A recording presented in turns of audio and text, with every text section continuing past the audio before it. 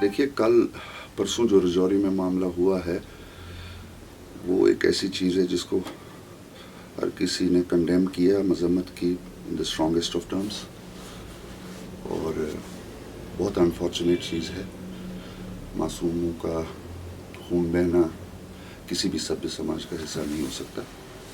تو جیسے کہ ہمارے پریزیڈنٹ سجاد غنی لون صاحب نے اس بارے میں آلریڈی بیان ایشو کیا ہے کہ ہم اس بات کی پرزور مذمت کرتے ہیں اور ریکویسٹ کرتے ہیں ایل جی ایڈمنسٹریشن سے کہ اس انسیڈنٹ کی ٹوٹل چھان بین کی جائے, انویسٹیگیشنز کی جائے, اور ان انویسٹیگیشنز کے جو رزلٹ ہیں وہ پبلک کیے جائیں تاکہ لوگوں کو پتہ چلے کہ ایسی چیزیں جو ہیں ایکسیپٹیبل نہیں.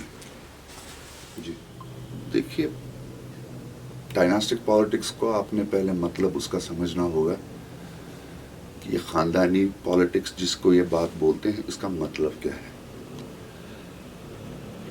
ڈائناسٹک پالیٹکس کا مطلب ایک مخصوص چیز ہے کہ کوئی پارٹی بنتی ہے جس کو ایک بناتے ہیں, پھر اس پارٹی کو اس کا بیٹا آگے لے کے جاتا ہے despite having a lot of leaders inside the party. Family connections کی بنیاد پہ پارٹی میں پروموشنز کی جاتی ہیں. اس پارٹی کا جو مینٹل ہے آگے بیٹا چلاتا ہے, پھر آگے اس پارٹی کا مینٹل اس کا بیٹا چلاتا ہے, یا چیف منسٹر کی کرسی پہ والد ہوتا ہے, اس کے بعد اس کا بیٹا چیف منسٹر بنتا ہے. اسے ہم کہتے ہیں ڈائناسٹک پالیٹکس, پریوار واد. جو آپ کہہ رہے ہیں, جس کا آپ ذکر کر رہے ہیں کہ میرے والد صاحب سیاست, یہ ڈائناسٹک رول نہیں ہوتا ہے کہ ہم میرے فادر کسی پارٹی میں گئے اور وہاں الیکشن, پہلے تو 40 سال ملازموں کی جدوجہد میں رہے تو وہ ان کے کریڈینشلز ہیں. اس کے بعد 40 سال ٹریڈ یونین پالیٹکس میں رہنے کے بعد پھر وہ مین سٹریم سیاست میں 2013 کو آئے. 2013 میں پی ڈی پی سے آئے, الیکشن لڑے. الیکشن ہم جیتے نہیں, ہم ہار گئے. لیکن اس وقت کے وزیر اعلیٰ جو تھے, اللہ تعالیٰ جنت نصیب کرے, مفتی محمد سعید صاحب کو, ان کی انتخابی نظر ایک ایسی تھی کہ انہوں نے میرے والد صاحب کو لیجسلیٹو کاؤنسل کے لیے نامنیٹ کیا.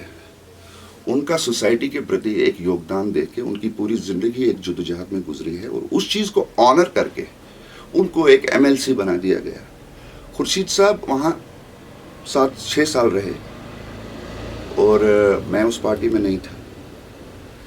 آج کی ڈیٹ میں یہ دو چیزوں کو کنفیوز کر کے جو آپ کہہ رہے ہیں, یہ ایکچول بات نہیں ہے. بات یہ ہے کہ جو سیاست میں ایک گورنمنٹ امپلائی جب آتا ہے کوئی, وہ سب سے کلینسٹ انٹری اس کی ہوتی ہے, کیونکہ سرکار کے تمام ادارے پہلے اس کو این او سی دیتے ہیں کہ بھائی اس کو کوئی کیس نہیں ہے, کوئی دقت نہیں ہے, کوئی 40 سال میں کوئی پرابلم نہیں ہے, کیریئر کا کہیں پہ کچھ نہیں ہے.